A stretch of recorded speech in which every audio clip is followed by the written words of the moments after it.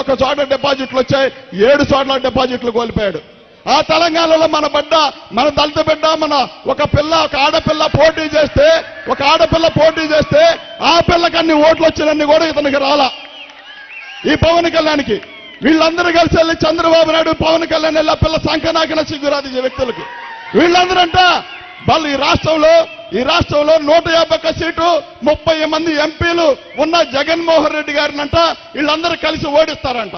ఎక్కడెక్కడ ఉన్న దళిత బిడ్డ, చిన్న బిడ్డ, పేద బిడ్డ ఆ పిల్లని కనీసం ఆ పిల్లకు వచ్చిన ఓట్లు నీకు రాకపోతే ఇక్కడంత బలంగా ఈ రాష్ట్రంలో 151 సీటు 30 మంది ఎంపీలు ఉన్న జగన్మోహన్ రెడ్డి గారిని ఎలా ఓడిస్తారా ముండలారా మీరందరూ కలిసి పడుగుతా ఉన్నా.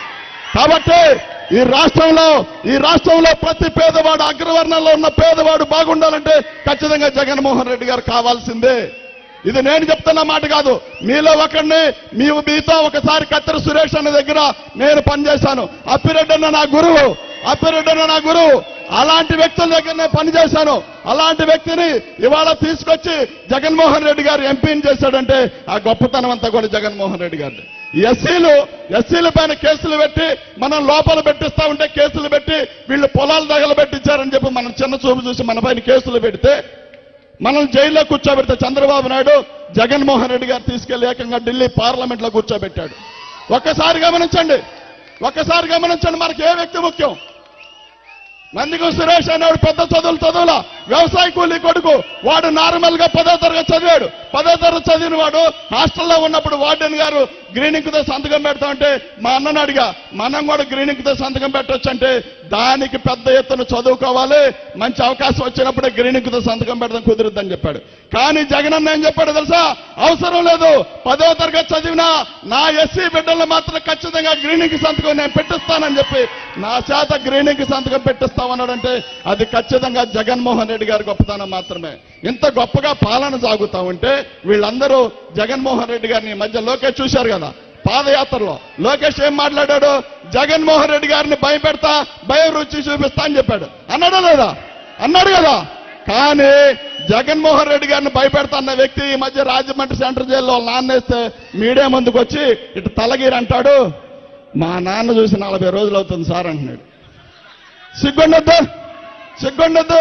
నిజంగా లోకేష్ భయం అంటే అట్లా ఉంటుంది, జగన్మోహన్ రెడ్డి గారితో పెట్టుకుంటే అట్లా ఉంటుంది. కాబట్టి నువ్వు కావచ్చు, మీ అయ్య కావచ్చు, మీరు పెంచుకుంటున్న పవన్ కళ్యాణ్ కావచ్చు, ఎవరైనంత మంది కలిసి వచ్చిన జగన్మోహన్ రెడ్డి గారిని ఈ రాష్ట్రంలో మీరు పెరికేసేదేం లేదు. కాబట్టి ఈ రాష్ట్రం మొత్తం మీద జగన్మోహన్ రెడ్డి గారిని భయపెడతా అని చెప్పిన లోకేష్ ఆ రకంగా భయపెడితే ఒక్క మాట చెప్పండి, ఈ రాష్ట్రం మొత్తం మీద, దేశం మొత్తం మీద జగన్మోహన్ రెడ్డి గారిని భయపెట్టే మగాడు ఉన్నాడా? పోనీ భయపెడతాడా ఎవడైనా? పెట్టలేడు. అలాంటి జగన్మోహన్ రెడ్డి గారు ఢిల్లీ వెళ్ళి ఆమెను పిలిచేది సోనియా గాంధీ. అప్పటికే దేశంలో ముఖ్య మహిళ అని చెప్పుకుంటున్నారు ఆమె గురించి. ఆమె పిలిచి అందయా నువ్వు ఓదార్పు యాత్ర ఆపాలి, లేకపోతే నీ మీద కేసులు పెడతానంటే సడన్ గా లేచి షర్ట్ ఇట్లా లాక్కొని నాకు ఫ్లైట్ టైం అయింది, నీకు అన్న పనింటే చూసుకో, నా పని నాకు ఉందని చెప్పి లేచి వచ్చిన మగాడు జగన్మోహన్ రెడ్డి గారు. అలాంటి వాడు పోతే భయపడతాం, వీళ్ళు పోతే భయపడే రకం కాదురా నాయన జగన్మోహన్ రెడ్డి గారు. అసలు ఒరిజినల్ జగన్మోహన్ రెడ్డి గారిని చూస్తే మీరు కెపాసిటీ చాలదు మీకు. కాబట్టి మీరందరూ ఆయన ఒక ప్రేమకు బానిసాడు, ఈ రాష్ట్ర ప్రజల ప్రేమకు బానిసమై ఎప్పటికైనా ఇలా జీవితాలను మార్చాలని చెప్పి 12% ఉన్న పేదరికాన్ని 5% తీసుకొచ్చాడు. 14 సంవత్సరాలు చంద్రబాబు నాయుడు పాలించాడు, 40 సంవత్సరాలు ముఖ్యం, మరి 40 సంవత్సరాల అనుభవం ఉందని చెప్పాడు. ఏనాడైనా పేదరికం తగ్గిందా అంటే ఏనాడు తగ్గల. కానీ 4.5 సంవత్సరాల్లో జగన్మోహన్ రెడ్డి గారు తీసుకొచ్చిన పథకాల ద్వారా 7% పేదరికం తగ్గిందంటే చిన్న విషయం కాదు. దేశం మొత్తం కూడా జగన్మోహన్ రెడ్డి గారి వైపు చూస్తా ఉంది. దేశం మొత్తం కూడా ఒక మాట చెప్తాను, రాజధాని విషయంలో మీ అందరికి కూడా చిన్న క్లారిటీ ఇవ్వాల్సిన అవసరం ఉంది. రాజధాని అనేది ఒకటి అన్ని ప్రాంతాలు సమానంగా ఉండాలని చెప్పి మనకు ఒక 2 పిల్లలు ఇస్తే, ఒకరిని కర్నూలు సైడ్ ఒకరిని వైజాగ్ సైడ్ ఇస్తే, మనకి 2 ఎకరాల భూమి ఉంటే ఖచ్చితంగా వాళ్ళకి ఎకరం వీళ్ళకి ఎకరం ఇస్తామా? 2 ఎకరాలు తీసుకెళ్లి వైజాగ్ లో బీచ్ ఉందని చెప్పి అక్కడ ఇస్తామా? మనం ఒకసారి గమనించండి, మన బిడ్డల్ని మనం సమానంగా చూస్తాం కదా. ఈ రాష్ట్ర ప్రజలందరూ జగన్మోహన్ రెడ్డి గారికి అత్యధిక సీట్లు ఇచ్చి అందరూ ప్రేమించి మరి వాళ్ళంత గొప్ప పాలన అందిస్తా ఉంటే ఈ రాష్ట్రంలో కూడా తాడికొండ ప్రాంతం, అమరావతి ప్రాంతం కూడా ఖచ్చితంగా ఇవాళ సీడ్ యాక్సెస్ డెవలప్ అవ్వగానే మంచి రేట్లు వస్తాయి, మనందరం కూడా బాగుంటాం. కాబట్టి అక్కడెక్కడో కుంచెనపల్లి ఉంది తెలుసు కదా, కుంచెనపల్లిలో బైపాస్ వచ్చిన తర్వాత ఎకరం 8 నుంచి 10 కోట్లు పలికింది. అప్పటికేం రాజధాని లేదు అక్కడ. డెవలప్మెంట్ అంటే ఒక ఊరిని ఒక సిటీని తయారు చేయలేం. ఒక ఊరు స్మార్ట్ సిటీ కింద వెలగాలంటే కొన్ని వందల సంవత్సరాలు పట్టుద్ది. హైదరాబాద్ నేనే కట్టానని చెప్పుకునే వ్యక్తి హైదరాబాద్ నుంచి పారిపోయి ఇక్కడ దాక్కున్నాడు. ఏం కరం పట్టింది?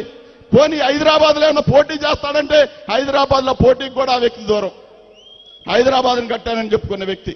కాబట్టి మీరు గమనించండి, బాగా పెద్ద మనసు చేసుకోండి. ఇవాళ గొప్పగా ఇంత మంచి పాలన సాగుతా ఉందంటే మన పిల్లలు చదువుకుంటా ఉన్నారు, మనకి ఇళ్ళు ఇస్తా ఉన్నారు, స్థలాలు ఇస్తా ఉన్నారు, ఇళ్లు కట్టి పెడతా ఉన్నారు.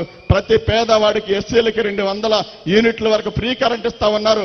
అదేవిధంగా మనకి ఎప్పుడైతే ఆకలి నొప్పులతో మనం బాధపడతా ఉన్నామో ఆ సమస్యలన్నీ ఆయన విని దగ్గర తీసుకోవాలని చెప్పి జగన్మోహన్ రెడ్డి గారు మనం తీసుకున్నారు.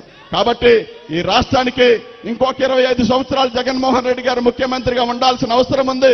కాబట్టి 25 సంవత్సరాలు ఆయన ముఖ్యమంత్రిగా ఉంటే మనం చదువుకునే మన పిల్లలందరూ కూడా నేడు ఐఏఎస్లు గాను ఐపీఎస్లు గాను అదేవిధంగా రాష్ట్ర దేశ విదేశాల్లో సంపాదనకు పరంగా మంచి ఉద్యోగాలు సంపాదించి ఉన్నత స్థాయికి వెళ్తారని చెప్పి తెలియజేస్తూ మీ అందరికీ మరొకసారి చెప్తా ఉన్నా, ఇక్కడ సుచరితక్కనిచ్చారు కాబట్టి సుచరితక్కని చైత్రులు సైతం ఏమనుకుంటారంటే ఆ మంచి వ్యక్తి, ఆమె మంచి పర్సన్ అని చెప్పుకునే పరిస్థితులు ఉన్నాయి. కాబట్టి అక్కన గెలిపించుకొని జగనన్నకి తాడికొండ సీటు గిఫ్ట్ గా ఇవ్వాల్సిన బాధ్యత మనందరి పైన ఉంది.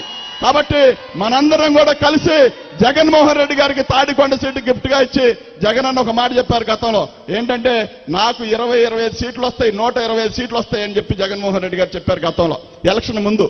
కానీ 125 సార్లు అనుకున్న జగన్మోహన్ రెడ్డి గారికి 151 ఇచ్చాం. 151 ఇచ్చాం కదా.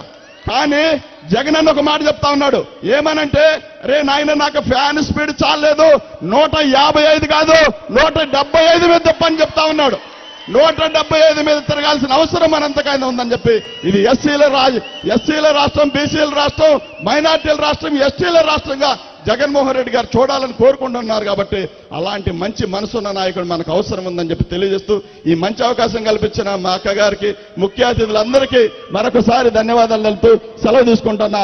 జై జగన్.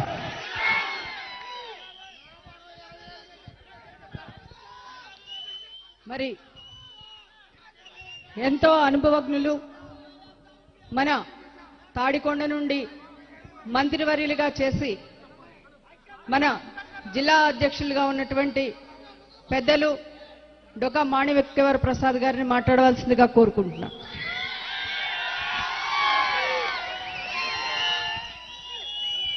తాడికొండ నియోజకవర్గ సమన్వయకర్తగా నూతనంగా నియమించబడిన సుచరిత గారు, వేదికగా వచ్చిన మంత్రివర్యులు, పెద్దలు, పార్టీ నాయకులు, విచ్చేసిన అశేష ప్రజానీకానికి మీ అందరికి కూడా, తాడికొండ నియోజకవర్గ ప్రజలకి అందరికీ కూడా ముందుగా నా హృదయపూర్వక నమస్కారం.